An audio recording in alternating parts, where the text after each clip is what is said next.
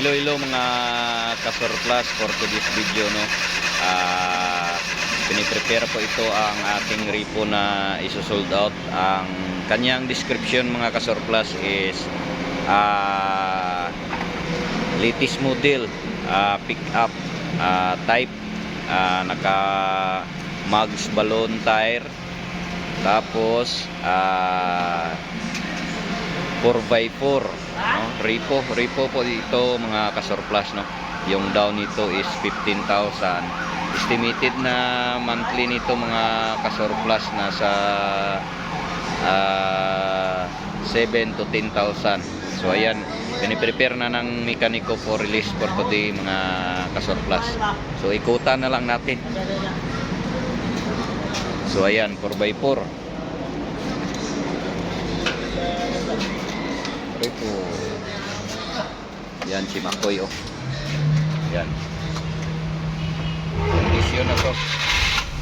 Pagaganahin na lang yung mga lights niya mga ka-surplus.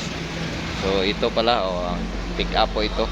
At ito yung kanyang gulong, oh, naka-balloon tire.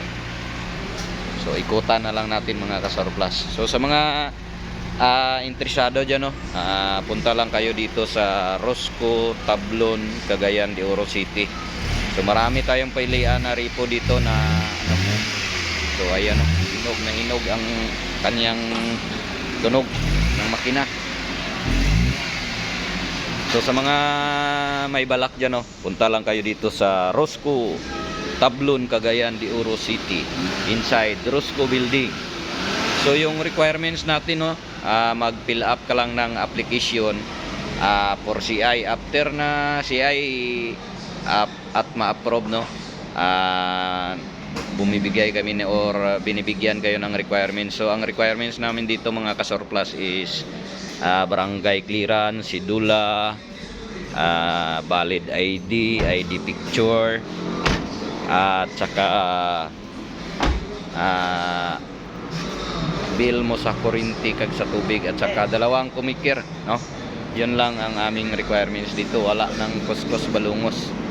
So hanggang dyan na lang yung ating vlog for today, and don't forget to follow Rosco CDO branch. So thank you for watching. Bye bye.